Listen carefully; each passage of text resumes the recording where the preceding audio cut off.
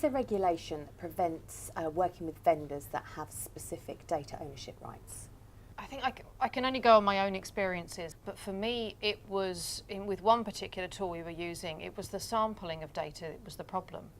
So that sampling of data would undermine me in important meetings with senior management, where well, how can you trust the data?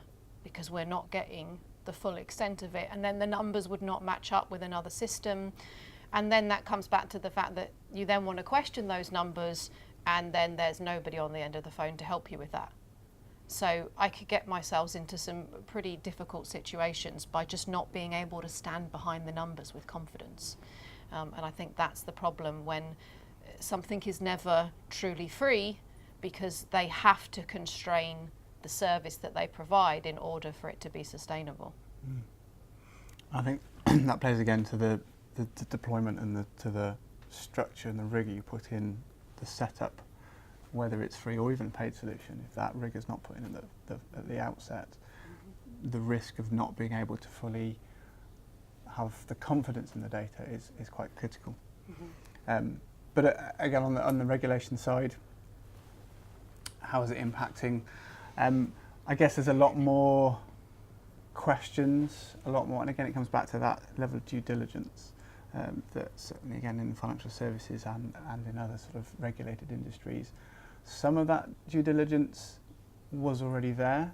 So there was already certain regulations around data privacy and protection within pharmaceutical or within financial services.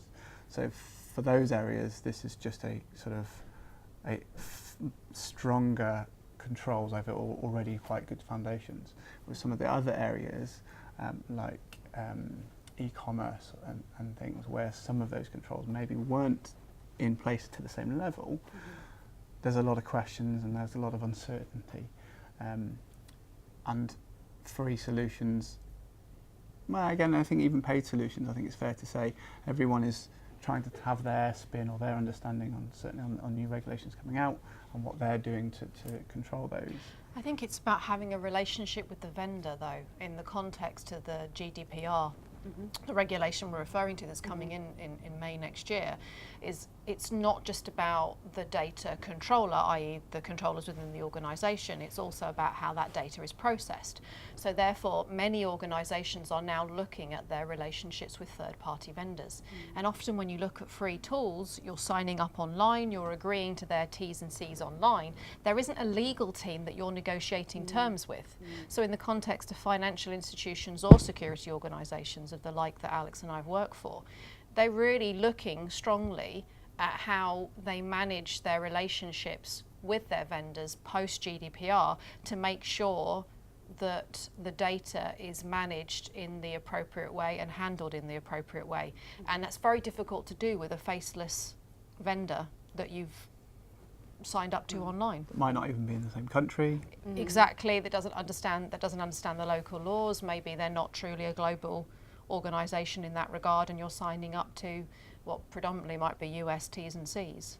So I mean, neither of us are lawyers, so it's a good idea for anybody to run this by their legal team. So US T's and C's as well would potentially have problems if it's GDPR, right? Because GDPR is a European piece of legislation. So Well, I think that some of the US companies are sort of aware of GDPR and will be putting things in place.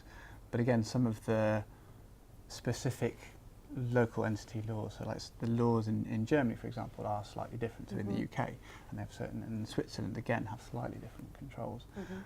Some of these boilerplate agreements may not take into consideration the differences within Europe versus the US versus Europe.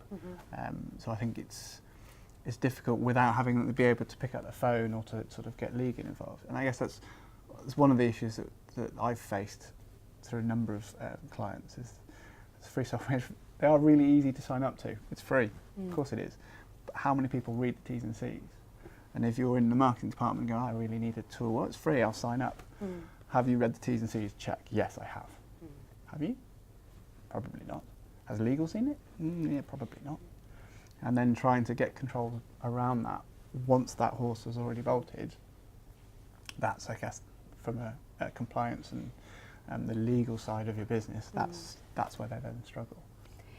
In a financial institution, can free software be considered, Alex? And if not, why is that? I think it can still be considered. I think it's down to the institute's kind of risk appetite and the dialogue that they can have with those tools. Again, whether it's free or whether it's enterprise, I think the key thing there is the governance and the conversation you can have as two businesses. Enterprise solutions will nearly always provide you with a contact that you can talk and get an agreement that both parties are happy with. Free solutions are not always as flexible. For some free tools, whether you're the world's biggest brands or the flower shop down the road, you'll be signing up to the same set of conditions. And for some enterprises, that risk and that level of flexibility is just not acceptable. Mm-hmm. Is there regulation that prevents working with vendors that have specific data ownership rights?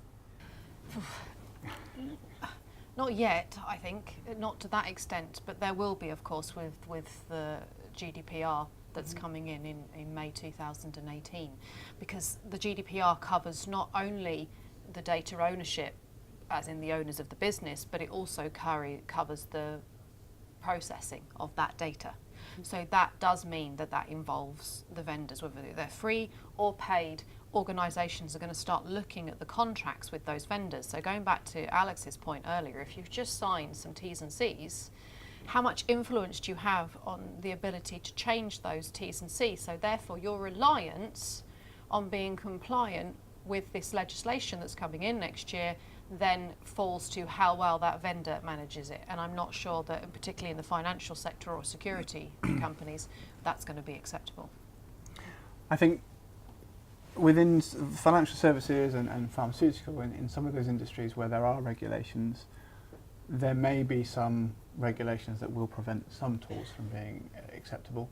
I think, as you said, the GDPR applies that sort of level of rigour to a wider range of industries and online solutions. Mm-hmm. So again, I think it will depend on where you're coming from, and it will come down to, as Jen said, it's the willingness to enter into dialogue in terms of what the tool can and can't do and the flexibility of those tools.